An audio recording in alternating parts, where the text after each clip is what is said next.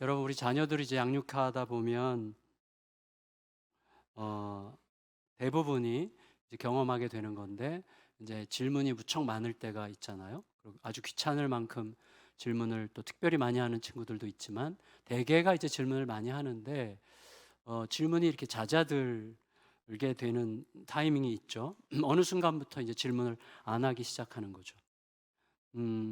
그 이유를 뭐 여러 가지로 어, 우리가 설명해 볼 수 있겠지만, 어, 굉장히 중요한 것 중에 하나는 아이들이 모른다는 게 좀 부끄러워지는 그런 시간이 온 게 아닐까 이렇게 생각합니다. 그러니까 모른다는 자의식이 실은 그래서 궁금하긴 한데 궁금함보다 자존심이 더 커지는 시간이죠. 자존심은 나쁜 게 아니죠. 자존심이 무조건 나쁜 건 아닌데 많은 경우에 자존심이 이제 가면을 만들기 쉽죠. 그래서 가면을 만드는 자존심은 성장을 현저하게 방해하죠. 그래서 자존심에 의해서 가면이 생기기 시작하면 성장은 멈추게 되는데, 그래서 요지가 우리 자녀들로 하여금 질문 좀 할 수 있는 질문하는 아이로 키우자. 이게 이제 요지는 아니고요. 우리 아이들 문제뿐만 아니라 아이들뿐만 아니라 우리들도 내가 모른다는 게 그렇게 썩 부끄럽지 않아도 되는, 내가 뭐 하나님 앞에서 굳이 내 존재감을 의식하면서 뭐 내 자존심을 내세우지 않아도 충분할 만큼의 받아들여짐의 은혜가 나에게 있었다는 것. 내가 알건 모르건 관계없이, 내 자존심, 내 욕망과 관계없이 내가 충분히 받아들여졌다는 사실을 아는 게 너무나 중요하다는 거죠. 그리고 그래서 우리 인생과 역사의 본질인 하나님의 진리를 아주 급진적으로 따르는 게 진짜 성공적인 삶이라는 이 비밀을 점점 깨달아가는 게 중요하다. 이걸 이제 여러분과 함께 나누려고 하는 것입니다. 그래서 여러분, 내가 자존심이 좀 상해도 괜찮은, 뭐 좀 지켜주면 더 좋겠지만, 그리고 내 명분이 좀 이렇게 잘 안 서도 괜찮을 만큼 내가 충분히 받아들여졌다는 것을 아는 사람들은, 그리고 그래서 하나님의 진리에 과격하게 급진적으로 순종해도 괜찮다는 것을 알게 된 사람들은 이제 살아가게 되면 질문할 수밖에 없어요. 그러니까 질문이 많아질 수밖에 없어요. 왜냐하면 하나님의 진리와 어울리지 않는 이 복잡한 현실을 살아가야 되기 때문에, 이 복잡한 현실은 하나님의 진리를 무능하다고 여기거나 단순하게 여기거나 혹은 패배자처럼 여기거나 별로 현실적 대응력이 없다고 여기는 건데, 나는 이 하나님의 진리에 답이 있다는 것을 믿게 됐기 때문에 이걸 가지고 복잡한 현실 속에 살아가려고 하면 질문할 수밖에 없게 되는 거죠. 그래서 질문하게 되고, 그 질문을 할 때 하나님의 말씀으로부터 어떤 답이 딱 임하면 과감하게 뛰어들 수 있는 힘이 딱 주어지게 되는 것입니다. 근데 그런 삶이 쉽지는 않지만, 그런 삶을 이제 반복하다 보면 어느 순간 사람들로부터 듣게 되는 거예요. 어떻게 그런 선택을 할 수 있었지? 어떻게 그렇게 할 수 있었지? 어떻게 그런 결정을 할 수 있었지? 라는 질문을 받기 시작하는 거예요. 어떻게 그런 놀라운 생각을, 놀라운 결단을 할 수 있었던 거야? 라는 질문을 받게 되는 것이죠. 그러니까 결국은 질문하는 자가 질문하게 하는 자가 되는 거죠. 하나님 앞에 하나님의 진리를 따라 제대로 살아보고자 하는 자는 질문할 수밖에 없어요. 그러니까 질문하는 자가 되는 거예요. 근데 그런 자가 결국은 질문을 받는 자가 되는 거죠. 질문을 하게 하는 자가 된다는 것을 여러분과 오늘 본문을 통해서 나누려고 합니다. 여러분, 예수님의 제자들 멀쩡한 사람들이었잖아요. 근데 여러분, 우리 주변에서도 굉장히 멀쩡한 사람들인데 뭘 기다린다고 하면서 허구한 날 맨날 모여가지고 뭐 다락방 같은데 모여서 맨날 기도하고 뭐 토론하고 뭐 좀 이렇게 질문하고 막 이렇게 얘기하고 한다는 거예요. 보통 사람들 눈에는 매우 무능하고 한심하게 보였을 가능성이 있습니다. 근데 우리가 알죠. 분명히 알아요. 그러니까 굉장히 중요하게 보이는 일인데 굉장히 헛된 일이 무척 많은 거죠. 현상이 중요하지 않습니다. 뭐 지금 뭐 전쟁, 사방에서 일어나는 전쟁들 보세요. 굉장히 치명적으로 중요한 것 같이 온 세계가 들썩거리지만 아무것도 아니잖아요. 그냥 다 파괴시키는 진짜 무의미한 일을 하고 있는 거잖아요. 그 무의미한 일을 사람들은 굉장히 중요하게 생각한단 말이죠. 그러니까 우리가 모든 상황에서 굉장히 중요하게 생각해야 되는 건 뭐냐면, 내가 지금 뭘 하느냐가 중요한 게 아니라 무엇에 이끌림을 받고 있느냐가 훨씬 더 중요한 거죠. 그러니까 무엇에 이끌림을 받고 있느냐. 그러니까 욕망이나 명분이나 어떤 영웅심에 이끌리고 있느냐, 아니면 하나님의 감동과 예수 그리스도의 말씀에 이끌리고 있느냐가 너무나 중요하죠. 그래서 예수 그리스도의 말씀에, 하나님의 감동에 이끌리고 있다면 그가 지금 행하고 있는 어떤 표면적인 행동에 대한 판단은 잠시 유보돼야 돼요. 지금 그가 무엇에 이끌리고 있느냐가 중요한 것이지 뭐 그딴 거를 해. 뭐야 지금 뭐 하는 거야? 맨날 허구한 날 모여서 지금 뭐 하자는 거야? 이런 게 아니고 그가 무엇에 이끌리고 있느냐에 따라서 좀 기다리고 유보적으로 봐야 된다는 것이죠. 왜냐하면 욕망과 영웅심은 결과가 어떻든지 어떤 결과가 나오든지 간에 결국에는 파괴적인 열매로 이어지게 돼요. 굉장히 성공적인 것 같아도 사실은 성공적인 것 안에 이미 파괴의 요소가 있고 그것 때문에 너무나 많은 사람들이 파괴됩니다. 그러나 주님의 말씀은 지금 당장 나타나는 현상은 어떨지라도 반드시 선한 열매를 맺게 되어 있어요. 예수님께서 우리에게 고스란히 보여주신 길이죠. 진짜로 이제 그랬던 거죠. 그래서 매일 모여서 기도하던 제자들에게 아무도 상상할 수 없었던 일이 아무도 상상할 수 없었던 방식으로 놀랍게 이제 시작이 되는 거예요. 1절에서 3절 읽겠습니다. 1절에서 3절 시작. 오순절 날이 호련히 하늘로부터 굽하고 강한 바람 같은 소리가 있어 그들이 앉은 온 집에 가득하며 마치 불의 혀처럼 갈라지는 것들이 그들에게 보여 각 사람 위에 하나씩 임하여 있더니. 자, 제자들은 예수님께서 약속하셨어요. 거기에 대해서 뭐 기도만 했겠습니까? 토론하고 질문하고 뭐 굉장히 논쟁도 하고 많이 했을 거라고 우리가 충분히 예측할 수 있는데, 어쨌거나 궁극적으로 약속하셨던 것을 기다리면서 기도했는데 그때 이제 임하셨어요. 드디어 약속이 이루어졌어요. 성령님이 임하셨는데 아주 두드러진 좀 아주 독특한 네 가지 특징을 통해서 임하셨어요. 첫째는 모두가 함께 모였을 때 임하셨고, 두 번째 호련히 임하셨고, 세 번째 급하고 강한 바람처럼 임하셨고, 네 번째 불이 임하는데 불의 혀가 있죠. 이렇게 불의 혀처럼 하늘에서 내려오는데 거꾸로. 근데 이 혀 끝이 각 사람 위에 이렇게 마치 안테나가 꽂히듯이 이렇게 각 사람 위에 내리는 120명 모두에게 각각 불의 혀처럼 갈라지는 형태로 성령께서 임하셨단 말이죠. 이 네 가지를 짧게 한번 생각해 보겠습니다. 첫째, 한 곳에 모였을 때 성령께서 임하셨습니다.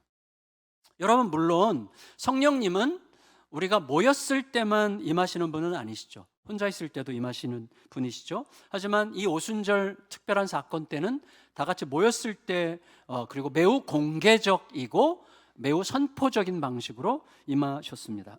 일단 이게 우린 이렇게 생각할 수 있겠어요?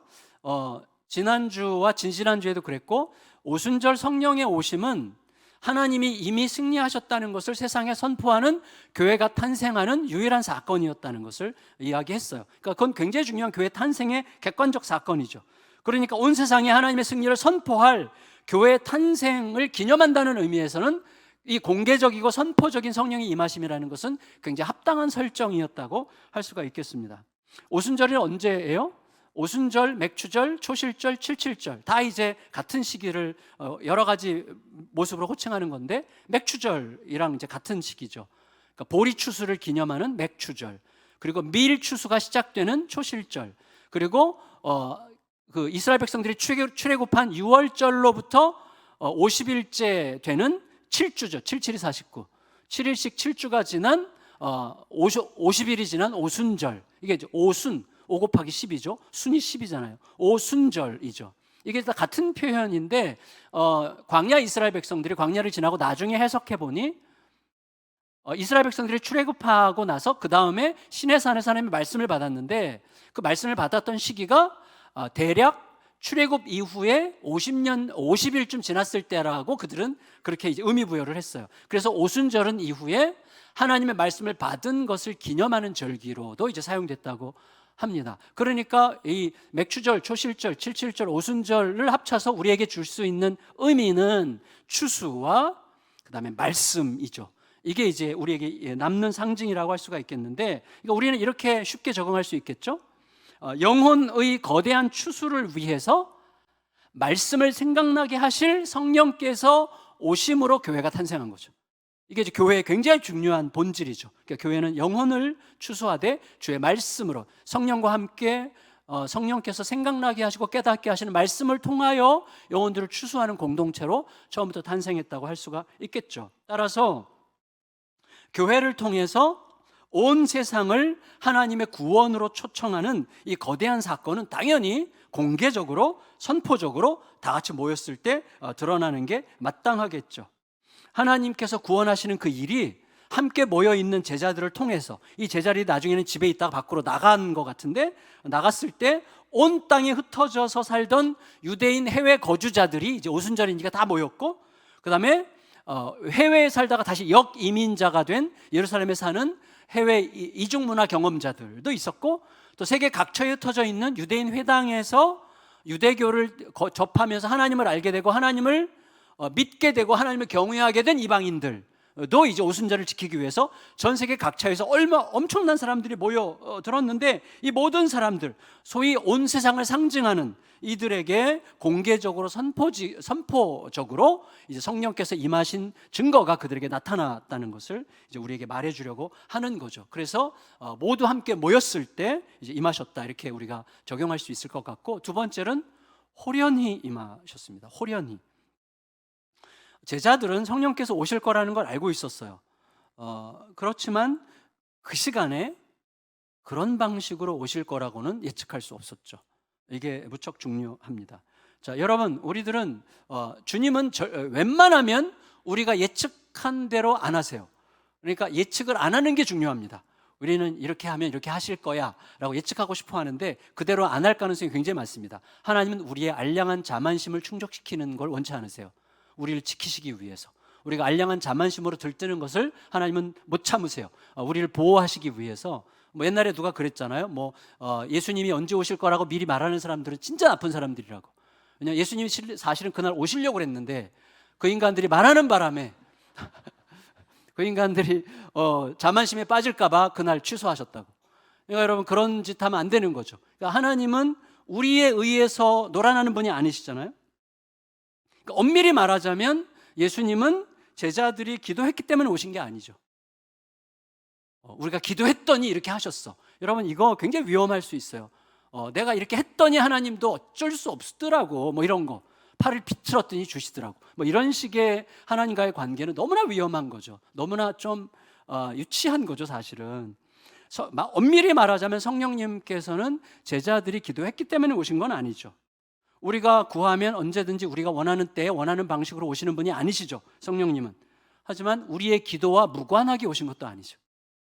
예수님께서 기다리라고 하신 대로 기다리며 기도했을 때 오셨죠. 이 두 개가 다 맞는 거예요. 그러니까 하나님은, 성령님은 우리가 원하는 때 우리가 원하는 방식으로 움직이시는 분이 아니고 동시에 우리의 기도를 듣고 움직이시죠. 이 두 개가 다 옳은 거예요. 이 긴장이 있는 거죠. 이 안에 긴장. 그러니까 제자들은 분명히 예수님의 말씀을 듣고 기다렸지만, 그리고 기도했지만 오직 그들이 기도했기 때문에 오셨다기보다는 하나님께서 원하시는 때에 오신 거죠. 이 둘 다가 맞는 거예요. 그러니까 이 둘 다가 맞아야만 돼요. 왜냐하면 그렇게 함으로써 성령님은 우리에게 매이지 않으세요. 절대 우리에게 매이지 않으시죠. 그러나 또 기꺼이 매여 주시죠. 그래서 우리들은 매우 겸손하게, 그리고 동시에 매우 담대하게 기도할 수 있는 거죠. 그래서 우리는 이렇게 했더니 되더라, 이런 식의 이야기가 얼마나 좀 부분적인 이야기인가 하는 것을 조심스럽게 생각해야 되는 것이죠. 어쨌거나 호련히 임하셨다는 사실을 마음에 담을 필요가 있겠고, 세 번째로 성령님은 아주 급한 바람 같은 소리로 오셨습니다. 구약에서도 그렇고 신약에서도 그렇고 성령 할 때 성령이 뭐예요? Holy Spirit이잖아요. 이 Spirit, 영과 바람이 같은 단어예요. 구약도 신약도. 그러니까 성령과 바람이 같은 단어로 쓰이는데, 그런데 급하고 강한 바람 같은 소리로 오셨단 말이에요, 성령께서. 이거는 성령께서 임재하셨다는 것에 대한 하나의 효과음 정도는 아니었을 거예요. 그러니까 급하고 강한 바람 소리 자체가 어떤 메시지였을 가능성이 굉장히 크다고 할 수가 있겠습니다. 저는 우리가 쉽게 이렇게 해석할 수 있을 것 같아요. 급한 바람. 왜 급한 바람으로 오셨을까? 시급한 구원. 구원의 시급성에 대한 하나님의 간절함을 이런 식으로 표현하셨던 게 아닐까 이렇게 생각할 수 있어요. 우리 여기 계신 분들 대다수가 전혀 지금 급할 게 없다고 할지라도 우리 중에 어떤 분은 지금 한 줄기 빛이 없어서 죽음을 생각하고 있을지도 몰라요. 어떤 분에게는 너무나 급하죠. 그러니까 우리 중에 한 사람만 급해도 하나님은 급하시죠. 하나님의 마음의 급함, 시급성, 구원의 시급성, 우리가 빨리 그 트랩에서 놓여서 자유를 얻게 되기를 갈망하시는 하나님의 급한 마음을 이런 식으로 우리에게 표현하시지 않았을까라고 우리가 예측할 수 있을 것 같고, 그 다음에 아주 강한 바람이죠. 강한 바람. 저는 이렇게 해석하니까 기분이 좋아졌어요. 복음의 사역, 복음이 뭐죠? 모든 사람을 족쇄를 풀어, 다 족쇄에 묶여 있잖아요. 두려움, 염려, 근심, 불안, 그 다음에 내일에 대한 걱정, 이런 것에 다 족쇄가 묶여가지고 거기에 질질 끌려다닌단 말이죠. 예수님은 우리를 그 족쇄에서 풀어주어 괜찮아 라고 생각하게 하시는 것이죠. 괜찮아, 안 돼도 상관없어라는, 이게 진짜가 되게 하는 방식으로 우리를 만족시키고 자유케 하시는데, 이 족쇄를 푸시는 복음의 사역이 일단 시작되면 그 어떤 권세도, 그 어떤 시대적인 상황도 절대로 막을 수 없다는 것을 알려주는 사인으로 강한 바람으로 임하셨다라고 우리는 생각할 수 있을 것입니다. 그래서 어떤 분들은 여전히 너무나 무자비하고 잔인한 현실에 너무나 눌려서 복음이 너무나 무기력하고 무능하게 느껴지는 이 실망감 속에 좌절할 수 있을지도 모르기 때문에 그분들에게는 이 강한 바람이 필요한 거예요. 복음은 어떤 경우에도 실패하지 않는다는 것을 분명히 알게 하는 거죠. 그래서 복음은 지난 2000년 동안 아주 급하고 강한 바람으로 단 한 번도 쉬지 않고 한 번도 실패한 적이 없이 사람들을 일으켜 왔어요. 여러분, 복음의 역사는 망해도 안 망하는 거예요. 예수 그리스도의 죽음이 모두를 살리는 승리였단 말이죠. 여러분, 복음의 능력이에요, 그게. 그러니까 실패해도 실패가 아니에요. 넘어져도 넘어진 게 아니에요. 그러니까 복음은 어떤 경우에도 망하지 않습니다. 죽어도 사는 거예요. 그게 복음의 능력이죠. 그러니까 한 번도 실패하지 않고 지금까지 계속해서 사람들을 이끌어왔고, 지금도 전 세계 구석구석에서 이 급하고 강한 바람으로 복음이 계속 전해지고 있고, 우리들의 내면을 지금 파고들고 있고, 지금도 이 복음이 우리들에게 우리의 문 앞에서 기다리고 있는 중이죠. 우리의 문을 열라고. 오늘도 우리들은 그래서 그 복음의 능력으로 인해서 죽으면 어때? 죽으면 죽으리라 라고 생각해도 괜찮을 만큼 큰 은혜를 이미 받았다는 사실 위에서 오늘 하루를 살라고 요청받고 있는 중입니다. 급하고 강한 바람 소리가 그걸 의미한다고 생각할 수 있겠죠. 네 번째, 성령님은 불의 혀같이 갈라지는 모양으로 임하셨어요. 근데 이 불은 태우는 불이 아니죠. 거기서 막 사람들이 타고 막 집이 타고 그러지 않았잖아요. 마치 모세에게 나타났던 가시떨기에 불이 붙었는데 떨기 나면 타지 않았죠. 그러니까 이 불은 하나님의 임재를 상징하죠. 하나님께서 오셨다. 하나님께서 임재하셨는데 어떤 방식으로? 온 집안에 충만하게 오셨지만 동시에 각 사람에게 다 각각 일일이 모든 사람 위에 불의 혀처럼 갈라져서 각 사람에게 임하셨다는 것이죠. 그래서 각 사람과의 구체적인 관계 속으로 임하셨다, 이렇게 말씀할 수 있겠습니다. 성령께서 임하시면 분위기에 들뜨는 게 아니에요. 그래서 분위기에 휩쓸리는 게 아니에요. 성령은 나에게 개인적으로 매우 인격적으로 역사하시죠. 성령이 임하시면 마음이 뜨거워지죠. 말씀이 생각납니다. 말씀이 깨달아집니다. 그리고 그 말씀이 깨달아질 때 그 말씀으로 내가 처한 상황이 해석되죠. 그래서 마음에 평안함이 생기고 담대함이 일어나요. 그래서 평안함과 담대함 가지고 그 말씀대로 움직이죠. 과감하게 움직이죠. 특히 여러분, 이 불의 혀로 임하신 성령님은 어떻게 하셨어요? 각 사람이 성령이 임하시자 하나님의 큰 일에 대하여 말하기 시작했는데, 자기가 평소에 알지도 못했고 배워보지도 못한 새로운 언어로 이제 말하게 됐단 말이죠. 4절 11절 읽겠습니다. 4절 읽습니다. 시작. 그들이 다 성령의 충만함을 받고 성령이 말하게 하심을 따라 다른 언어들로 말하기를 시작하니라. 11절 읽습니다. 11절 시작. 그레데인과 아라비아인들이라 우리가 다 우리의 각 언어로 하나님의 큰 일을 말함을 듣는도다 하고. 여러분, 사실 우리가 이것 좀 생각해 봐야 돼요. 성령님께서 오셨어요. 각 사람에게 각각 오셨어요. 그러니까 각각 다른 언어로 말했겠죠. 각각 어떤 사람은 뭐 영어로, 어떤 프랑스어로, 어떤 독일어로, 어떤 사람은 뭐 아프리카 무슨 어로 이렇게 막 말했겠죠. 그런데 그럴 필요가 없는 상황이거든요.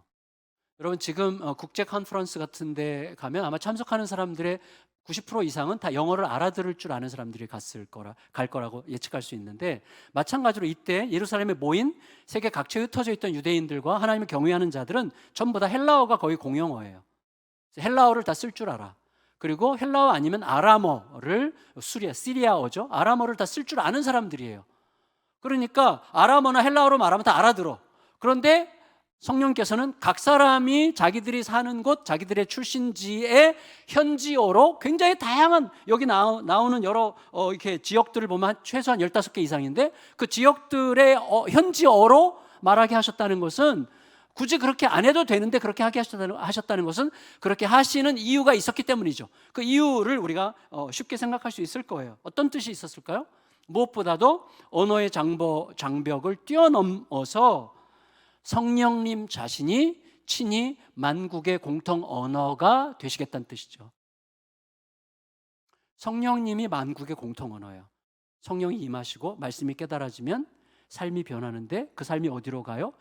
그 삶의 그 하이라이트인 예수 그리스도 십자가의 사랑을 향해서 이렇게 가요. 예수 그리스도 십자가의 사랑은 만국 공통 언어예요.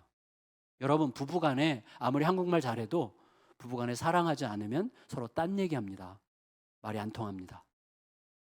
사랑을 하면 언어가 달라도 통해요. 사랑, 이 성령 자신이, 성령이 주시는 말씀의 깨우치심이, 그 성령 안에서 형성되는 성령의 그 성품과 인격이, 그 변화되는 태도가 만국의 공통 언어가 되게 하시는 거죠. 그래서 여러분, 장차 하나님의 큰 일이 세상 모든 사람들이 알아들을 만한 언어로, 그 십자가 사랑이라는 언어로 전해질 게 분명하다는 사인으로 이렇게 임하시는 것이죠. 따라서 교회 탄생은 처음부터 뭐예요? 선교적이었어요. 선교적. 선교라는 게 뭐예요? 선교의 핵심이 뭐예요? 우리가 말할 테니까 니네가 알아서 들어가 아니죠. 너희가 알아들을 수 있는 언어로 말하는 게 선교죠. 그들이 알아들을 수 있는 언어로, 그들의 문화로 가서, 그런 의미에서 예수님을 최초의 선교사라고 우리가 얘기할 수 있잖아요. 우리의 문화 속으로 오셔서 우리의 육체를 입으시고 우리 죄인 같은 모습으로 오셔서 우리를 건지시려고 우리에게 오신 거죠. 그래서 여러분, 이때 장면을 생각하면 제자들은 틀림없이 막 합심기도 하듯이 막 동시에 막 하면서 막 하나님의 큰 일을 막 서로 시끄럽게 떠들지 않았을 거예요. 저는 거의 장담할 수 있는데 차례차례 말했을 거예요. 모든 사람들이 다 알아들을 수 있도록 한 사람이 말하고 한 사람이 말하고 차례차례. 왜냐면 동시에 떠들어봐 아무도 무슨 소리인지 모르죠. 차례차례 말했을 거예요. 그런데 그들이 말하는 언어가 다 달라. 거기에 모여있는 사람들이 현지어로 막 말을 하는 거예요. 그런데 언어는 달랐지만 주제는 하나예요. 그 주제가 뭐예요? 하나님의 큰 일에 관한 거죠. 하나님의 큰 일이 뭘까요? 모르죠. 어떤 분은, 제가 굉장히 존경하는 김홍전 박사님이라는 분이 계신데, 그분은 이 구절을 설명하실 때 아마 시편의 그 할렐 이제 시가 있죠. 할렐 시. 시편 113편에서 118편. 그래서 하나님을 찬양하라. 크시도다. 하나님을 찬양하라. 이 노래를 이제 했을 거라고 예측하시는데 저는 약간 아닌 것 같아요. 맥락상 보면 이제 다음 주 베드로의 설교에 나오지만 그 내용의 핵심을 얘기하지 않았을까 저는 싶습니다. 예수님의 죽으심과 부활, 그리고 예수님의 죽으심과 부활을 통한 우리의 구원의 이야기를 요약적으로 핵심적으로 이야기하지 않았을까라는 생각을 하게 되는데, 그건 나중에 이제 천국 가서 물어보면 될 것 같습니다. 하지만 안타깝게도 우리들은 대개 본질보다는 현상에 집중하죠. 자, 무슨 말이냐면 부부간에 굉장히 중요한 대화를 나눠요. 이슈가 너무 중요한 이슈야. 그런데 말꼬리가 기분 나빠. 그러면 이제 말꼬리 갖고 싸워요. 그렇죠. 그러니까 본질은 다 저기 가. 우리는 아주 중요한 이슈에 대해서 얘기하다가도 말꼬리에 모든 관심이 간단 말이죠.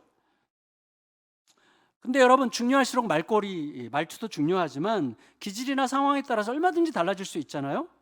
그러니까 여러분 보세요. 사기치는 사람들의 눈빛에는 얼마나 진정성이 가득합니까? 그러니까 그런 현상에 집중하면 안 돼요. 현상에 집중하면 안 되고 그 내용을 자세히 들어봐야 돼. 내용을 자세히 들어보면 여러분, 그 보이스피싱 당하는 분들 대부분이 그거예요. 그래요? 나는 죄가 없잖아. 혹은 내 문제가 없으면 그러면 제가 경찰서에 한번 확인해 볼게요. 물론 제가 지금 너무 쉽게 얘기해서 정말 죄송합니다. 여기 혹시라도 보이스피싱 당해본 분들에게 제가 사죄합니다.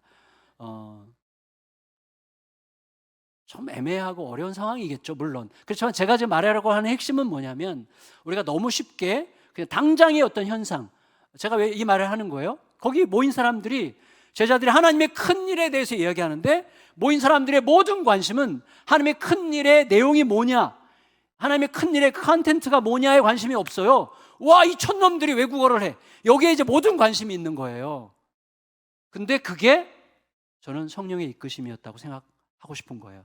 왜냐하면 이런 상황이 벌어졌을 때 사람들이 본질보다 현상에 더 관심을 가질 거라는 것을 하나님께서 모르셨겠어요? 알고서도 그렇게 하신 거죠. 그래서 어떻게 해요? 그들로 하여금 질문하게 하시는 거죠. 이게 뭐지? 이게 도대체 어떻게 된 거지? 하고 질문하게 하시려는 현상이죠. 왜냐하면 하나님의 큰 일을 말할 때 어떻게 되죠? 하나님의 큰 일을 그들이 다 알아들을 수 있는 헬라어나 아람어로 말했다고 해보세요. 저것들도 그냥 지그들끼리 시끄럽게 떠드는구나 했지 아무도 관심을 안 가져요. 그러니까 그들로 하여금 질문하게 하는 방식으로 임하시고 그 다음에 하나님의 큰 일을 설명하는 방식으로 가시는 거죠. 그런 의미에서 어떤 때는 사실 형식이 굉장히 중요할 때도 있다고 생각이 됩니다. 어쨌거나 그런 거죠. 늘 내 옆에 가까이 있던 어떤 자매, 늘 익숙하게 있던 평범한 자매인데 어느 날 어떤 좀 포르투갈에서 어떤 외국인이 교회 갑자기 방문을 했는데 그 포르투갈 사람이랑 막 유창하게 포르투갈 말로 막 대화를 하는 걸 보면 그다음에 제가 어떻게 하겠어요? 당연히 질문하죠. 어떻게 된 거야 도대체? 그래서 이 사람에 대해서 너무 궁금해지면서 질문하겠죠. 저는 그런 어떤 현상을 일부러 일으키신 게 아닌가 싶어요. 왜냐하면 헬라어나 아람어로 말해도 다 알아듣는데 일부러 여러 외국어로 말하게 하셨단 말이죠. 그걸 우리가 생각해야 되는 거죠. 물론 여러분, 오늘날 아까 이미 제가 말씀드렸지만 오늘날 성령님께 사로잡혀서 한 번도 배워오지 못한 낯선 외국어로 말하는 것은 거의 그런 일은 없죠. 물론 드물게 어떤 선교사님 같은 경우는 중국에 간 지 6개월 만에 중국어로 설교한다든지, 제 후배 중에서도 한 친구 엘살바도르로 간 지 6개월 만에 엘살바도르 그 스페인어로 설교를 하더라고요. 그러니까 이런 어떤 특별한 경우들이 없는 건 아니지만 사실은 저도 사실 신대원 다닐 때 엄청 기도 많이 했어요. 왜냐하면 성령의 특별한 은사가 임해서 영어, 독일어, 프랑스어, 일본어, 중국어를 한 번에 그냥 통달할 수 있기를 막 진짜 진지하게 기도한 적이 있는데 그런 일은 영원히 없더라고요. 앞으로도 없을 거야 너무나 분명한데, 그래서 그 다음에 제가 깨닫게 된 게 그거였어요. 아까 말씀드렸지만 성령을 통해 변화되는 인격, 이 진짜 언어예요. 진짜 언어. 여러분, 외국어 유창하게 나 10개 국어를 유창하게 아무리 해도 그 중심에 성령을 통해 변화된 인격이 없으면 아무랑도 안 통합니다. 아무랑도 안 통해요. 성령을 통해 변화되는 인격, 십자가 사랑이라는 정점을 향해 달려가는 모든 성품들, 그 성품에 의한 행동들이 우리 얼굴과 눈빛과 손발로 표현되는 언어가 만국 공통 언어죠. 곧 얼굴과 태도와 삶으로 전해지는 사랑의 언어가 만국 공통 언어로 모두와 통하는 복음의 언어여야 되는 것이죠. 누구나 알아들을 수 있는 가장 새롭고 가장 신선한 언어가 바로 그 복음의 사랑의 언어죠. 십자가 사랑에 더 근접해 갈수록 더 큰 놀라움으로 질문하게 만드는 놀랍고 신선한 언어가 복음의 사랑의 언어라고 할 수가 있겠습니다. 어쨌거나 이 오순절 외국어 구사하는 이 현상이 어떻게 해요? 순식간에 입소문을 타고 막 퍼져나갔고, 이제 여기에 질문하고 싶어진 수많은 사람들이 이제 몰려들게 됐습니다. 거기 아마도 나중에 이제 회심한 사람만 3,000명이니까 적어도 5,000명 이상 굉장히 많은 사람들이 몰려들었겠죠. 그러니까 처음부터 교회는 어떻게 탄생했어요? 세상으로 하여금 질문하게 하는 신자들을 탄생시키는 방식으로 시작됐던 거죠. 네, 그게 하나님의 의도죠. 세상으로 하여금 질문하게 하는 신자들을 탄생시키는 방식으로 시작된 게 교회였어요. 물론 세상의 질문은 하나가 아니고 갈라지죠. 12절 13절 우리 묵상하고 마치겠습니다. 12절 13절 읽겠습니다. 시작. 다 놀라며 당황하여 서로 이르되 이 어찌된 일이냐 하며, 또 어떤 이들은 조롱하여 이르되 그들이 세술에 취하였다 하더라. 둘로 갈라지죠. 한쪽 사람들 어떻게 해야 되는 거지? 와, 이거 뭐야? 그럼 우리가 어떻게 해야 되는 거지? 라고 질문하는 자들이죠. 자, 우리가 어떻게 해야 되는 거지라는 질문은 어떻게 할 수 있는 것입니까? 내가 그동안 생각해 왔던 게 틀렸을 수도 있다고 여기는 거죠. 내가 지금까지 생각해 왔던 게 틀렸을 수도 있다는 것을 인정하는 자가 할 수 있는 질문이죠. 곧 나에 대한 의심을 통해서라도 답을 찾고 싶어 하는 자가 하는 질문이에요. 어떻게 해야 되는 거지? 나에 대한 의심을 통해서라도 진짜 답을 찾고 싶은 자들이죠. 우리는 이런 영혼은 여전히 하나님께 붙들려 있다고 말할 수 있다고 생각합니다. 반대로 이렇게 반응한 사람도 있겠죠. 뭐야, 다 미친 거 아니야? 얘네들 무슨 속임수 쓰는 거 아니야? 뭐야, 이거 다들 뭐 취해가지고 뭐 지금 무슨 난리를 치는 거야? 이렇게 말할 수 있는 것이죠. 이렇게 묻는 자들은 뭐예요? 일단 의심하는 자들이죠. 물론 여러분, 의심이 무조건 나쁜 건 아닙니다. 의심은 굉장히 중요할 수도 있어요.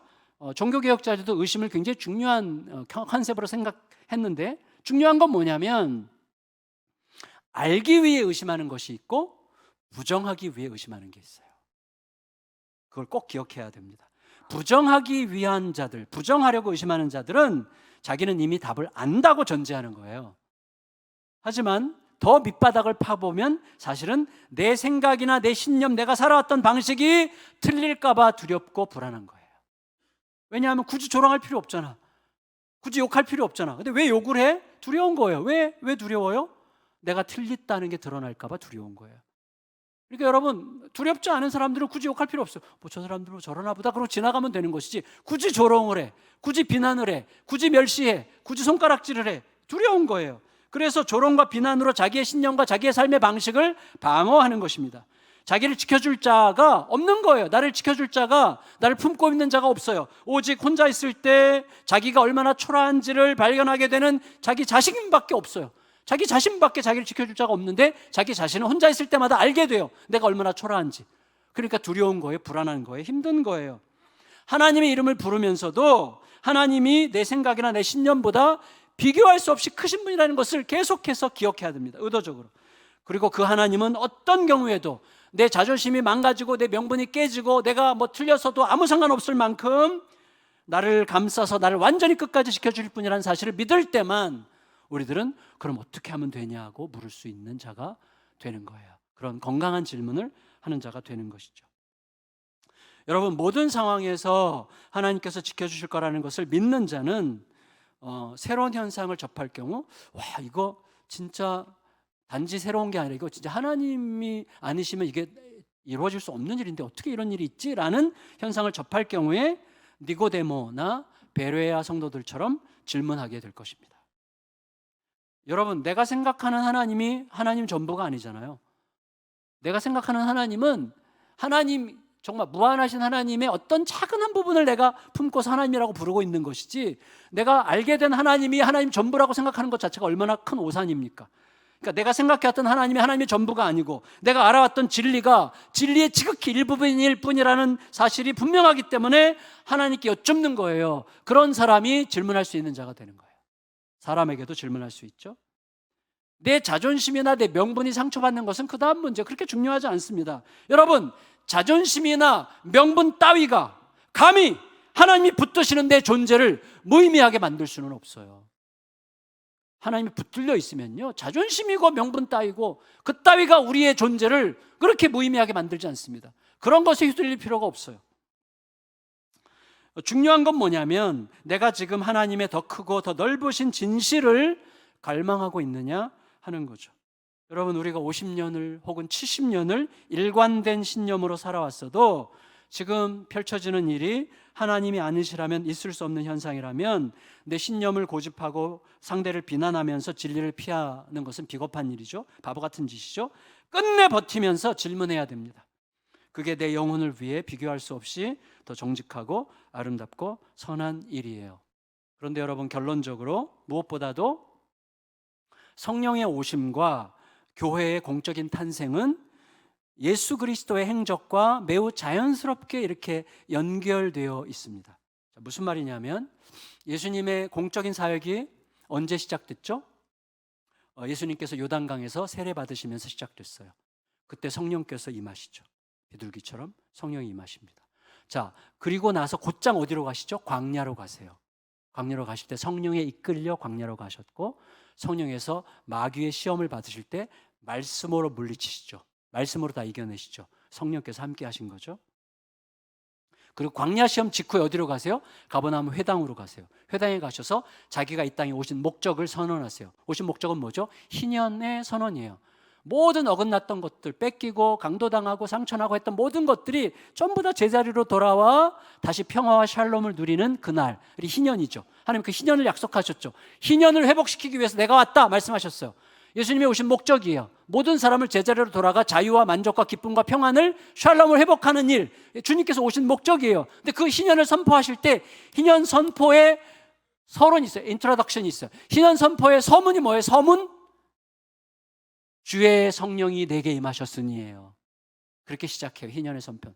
누가복음 4장에서 주의 성령이 내게 임하셨으니. 그러니까 뭐냐면 요단강 세례와 함께 공적 사역이 시작하셨고, 광야에 가서 성령에 이끌려 광야의 시험을 이기시고, 그 다음에 성령과 함께 희년을 회복하는 사역을 하시는 분이 오신 거죠. 근데 그 사역이 이제 누구요? 교회에 주어진 거예요. 교회에. 이게 너무나 우리에게 의미 깊고 중요한 것입니다. 결국 예수님 안에서 이루어진 성령과 요단강 세례, 성령과 광야의 승리, 성령과 희년의 성취가 이제는 교회를 통해서 온 땅으로 펼쳐지는 역사가 시작된 거예요. 따라서 오순절 성령 세례로 시작한 탄생한 교회와 성령을 통해 그 교회의 영원한 멤버가 된 우리들은 이제 어디로 가는 거예요? 혹독한 광야길을 걸어가는 거예요. 근데 아무것도 걱정할 게 없어요. 말씀이 있고 말씀을 알게 하시는 성령께서 계세요. 이 혹독한 광야길을 성령과 함께 말씀으로 이기면서 걷는 자들이 된 거예요. 동시에 광야길에서 많은 사람들을 만나죠. 지금도 다 광야길을 걷고 계시잖아요. 광야길을 걷는 수많은 사람들의 마음이 어때요? 의심으로, 불안으로 틀어져 있고, 두려움으로 상처나 있고. 그렇죠. 근데 그 마음이 누구의 마음이었어요? 내 마음이었잖아요. 똑같았던 우리 마음을 치유한 복음의 능력이 그들의 마음에 닿게 하는 일로 부름받은 게 우리들이에요. 그게 교회죠. 그래서 사람들이 궁금하여 질문했고, 질문할 때 베드로가 복음을 선포하고 선포하니 3,000명의 인생이 달라지는 거예요. 다음 주 본문이죠, 그게. 그래서 여러분, 우리가 가는 이 광야길은 우리의 세례와 함께 물에 들어가면서 죽고 물에 나오면서 부활하고, 그래서 물과 함께 죽고 물에서 나오는 부활의 반복과 함께 광야보다 크신 말씀의 권능과 함께 이루어지는 어떤 길? 상처 입은 치유자의 길을 걷는 거죠. 유명한 책 제목이죠. 상처 입은 치유자의 길을 걷는 게 우리들의 길입니다. 말씀을 마칠게요. 바로 이 길을 위해서 우리에게 필요한 게 뭐예요? 모든 상황에서 말씀에 질문하는 겸손한 성실함이 우리에게 지켜지는 게 너무나 중요합니다. 그러니까 우리는 너무 쉽게 체면을 따르고 너무 쉽게 욕망을 따르는데 의도적으로 말씀의 대답에 대범하게 급진적으로 결단하는 게 중요해요. 여러분, 오늘 큐티 본문 요한복음 7장 17절에서 예수님께서 뭐라고 그러십니까? 누구든지 하나님의 말씀대로 행하는 자는 그 말씀이 하나님으로부터 나온 거라는 줄 알게 되리라. 과격하게 급진적으로 순종하는 자는 알아요. 이게 하나님으로부터 온 건지 알게 됩니다. 왜? 그 말씀은 진짜니까. 진짜는 살아보면 진짜라는 게 알게 되는 거예요. 그런 삶을 이어가다 보면 우리는 어느새 세상이 우리들에게 조금씩 물어오는 거를 알게 돼요. 너무 궁금해해. 어떻게 그럴 수 있었어? 어떻게 그랬어? 자꾸 물어보고 싶어 하는 거예요, 사람들이. 여러분, 우리 자녀들부터 시작돼요. 말은 안 해, 겉으로. 근데 자녀들이 자꾸 물어요. 자꾸 질문해. 속으로 자꾸 물어. 속으로 질문하기 때문에만 할 수 있는 행동들로 조금씩 바뀌기 시작하는 거예요. 나 알게 된 사람들 안에서 자꾸 행복한 질문들이 일어나게 되는 거예요. 자꾸 묻고 싶어지고 자꾸 더 알고 싶어지는 거예요. 그때 우리는 알게 돼요. 말씀에 대범하고 급진적으로 뛰어드는 길이 그렇게 위험한 길은 아니었구나 라는 것을 알게 돼요. 그렇게 손해보는 길이 아니었구나 알게 돼요. 오히려 엄청나게 영광스러운 길이었구나라는 것을 알게 되는 거예요. 그 길을 부디 함께 걸을 수 있게 되기를 예수님의 이름으로 축복합니다. 여러분, 일상에 파묻혀서 이해관계에 대한 계산과 자존심으로 살아가는 자들은 절대로 알 수 없을 양식이 있는 거예요. 아는 사람만 아는 만족과 기쁨이 간직되는 거예요. 안 먹어도 배부르고 못 가져도 평안하고 가져도 불안하지 않고 이루지 못해도 만족할 수 있는 기쁨의 비밀을 누리게 되는 것입니다. 제자들은 다만 기다리라는 말씀대로 기다렸을 뿐이에요. 기다리지 못하도록 압박하는 여러 가지 현실과 욕망들을 내려놓고 치열하게 질문하면서 기다렸을 거예요. 그때 어느새 세상이 그들에게로 달려와 묻기 시작하는 거예요. 그 질문에 이제 다음 주에 대답해요. 제자들이 대답하니까 그들뿐만 아니라 새로운 수많은 사람들의 인생이 순식간에 달라지는 새로운 역사가 시작되는 것입니다. 이제 그 차례가 우리 앞에 와 있습니다. 그 영광스러운 삶을 함께 잘 살아내는 이번 한 주간 되시기를 예수님의 이름으로 축원합니다. 우리 같이